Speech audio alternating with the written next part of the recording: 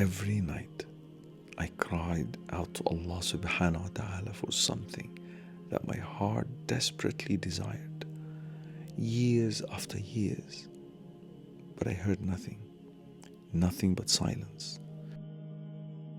I thought back then that Allah subhanahu wa ta'ala did not respond to me because maybe I'm so sinful.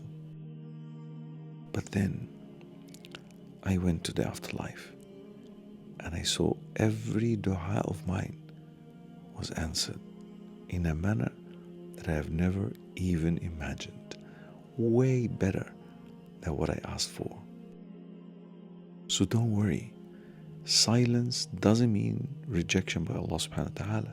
It could mean that He is preparing for you a surprise. To every believer, your du'as are never wasted. Trust in Allah's timing. It's always the perfect one.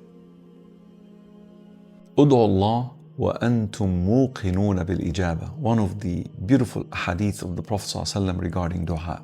Call upon Allah subhanahu wa ta'ala while you are certain that He's going to respond to you.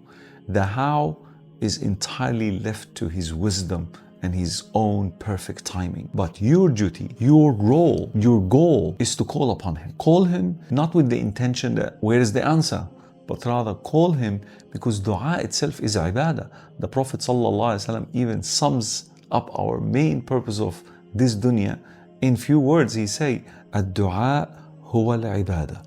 Dua is worship. Allahu Akbar.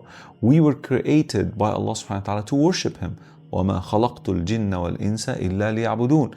I have not created jinn nor mankind except to worship me. And then the Prophet Muhammad ﷺ is telling us that dua is worship. So I created you to worship me. Dua is worship, which means that if you don't do dua, if you don't indulge yourself and engage yourself in dua and connecting your heart and mind to Allah subhanahu wa ta'ala through that powerful tool called dua, then my brothers and sisters in Islam, listen carefully. You are failing the very purpose of your existence. So try to have a different mindset about dua from now on, inshaAllah ta'ala. Your job is to call upon Allah, whatever you desire, so long as what you call Allah subhanahu wa ta'ala to fulfill is halal and acceptable by Him. But do not demand the response. Leave Allah subhanahu wa ta'ala to decide that. Because Allah subhanahu wa ta'ala may not give you what you ask for right away. He might delay it a little bit because His time, as we mentioned earlier, is always perfect. Or He might lift a calamity that was going to befall you. So instead of giving you what you asked for, He took away something very, very harmful that if it was to happen, you would have not wished for this dua to be responded to. Subhanallah al-Azim. Or, just like our friend in that letter, He might save it for you on the Day of Judgment to give you that ultimate surprise. You didn't get it in this dunya, but here you go. Take something even more than what you have ever fathomed or imagined. May Allah subhanahu wa ta'ala grant us the right understanding. So remember, dua is worship.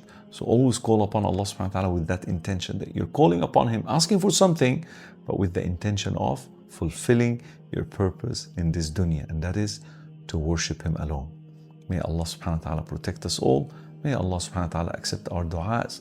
May Allah subhanahu wa ta'ala fulfill our wishes in this dunya and the next. Ameen, ameen, ameen. Assalamu alaikum wa rahmatullahi wa barakatuh.